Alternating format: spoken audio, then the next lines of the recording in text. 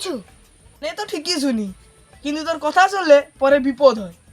এবার কোনো বিপদ নাই, এবার হচ্ছে টাকা কামানোর প্ল্যান।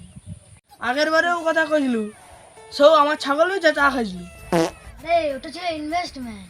আরে ওটা ইনভেস্টমেন্ট নয়, ওটা হচ্ছে ইনজুরি।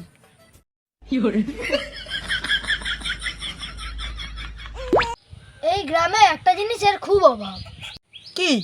বুদ্ধির। তাহলে তুই এতদিন কোথায় ছিলি? কি রে, আবার কি ষড়যন্ত্র করবি?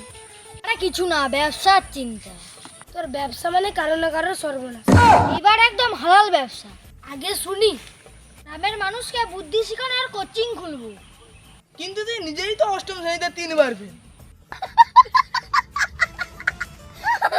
ফেল করেছি পরীক্ষায়, বুদ্ধিতে নয়।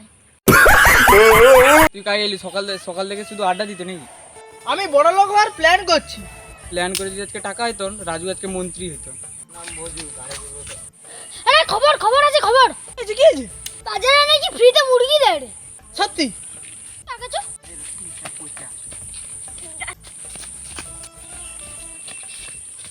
মুরগি খাই। মুরগি তো দূরের কথা, দোকানটাও বন্ধ। তাই তো বলি, রাজুর কথা বিশ্বাস করলে এমনই হয়। এটা তো পুরানো খবর ছিল। পুরানো খবর শুনে আমার নতুন জুতাটাই ছিঁড়ে গেল।